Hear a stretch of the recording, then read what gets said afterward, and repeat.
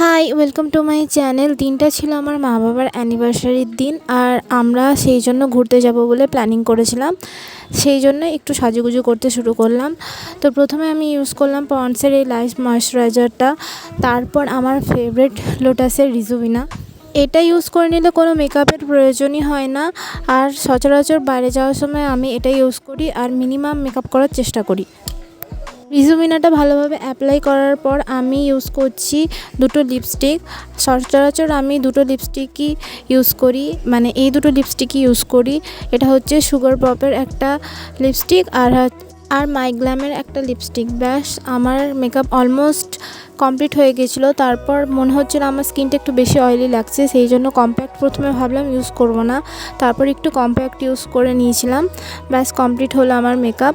তারপর পেছনে মা রেডি হচ্ছিল। সবাই রেডি হওয়ার পর আমাদের প্ল্যান হয়েছিল আমাদের জিয়াগঞ্জ শহরে পাঁচফোড়ন নামে একটা রেস্টুরেন্ট আছে, সেখানে খেতে যাওয়ার জন্য।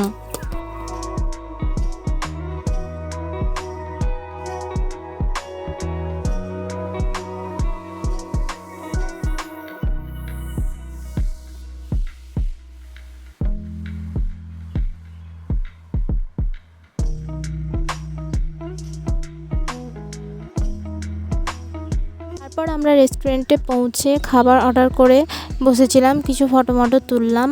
আর চারিদিকের ভিউটা দেখো কত সুন্দর।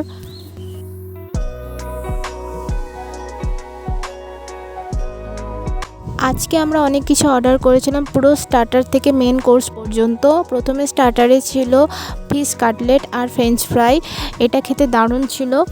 এরপর আমরা মেন কোর্সে যাই। প্রথমে আমরা অর্ডার করেছিলাম চিকেন চাপ, তারপর একটা এগ ফ্রাইড রাইস। এই এগ ফ্রাইড রাইসটা খেতে তো আমার খুব ভালো লেগেছে। তারপর একটা ছিল মিক্স ফ্রাইড রাইস, তারপর ছিল চিলি চিকেন, আর ছিল সাথে লাচ্ছা পরোটা। আর লাচ্ছা পরোটার সঙ্গে খাওয়ার জন্য ছিল পনির দো পেঁয়াজা। সব কিছু মিলিয়ে দারুণ খাওয়া দাওয়া হয়েছিল সেদিন।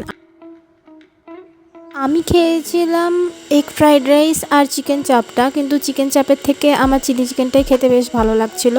এতটুকুই ছিল আজকের মিনি ব্লগ। তো লাস্টে আমরা একটা আইসক্রিম খেয়ে বাড়ি ফিরে চলে এসেছিলাম। এইরকম ভিডিও ভালো লাগলে প্লিজ চ্যানেলটাকে লাইক, শেয়ার অ্যান্ড সাবস্ক্রাইব করে দিও।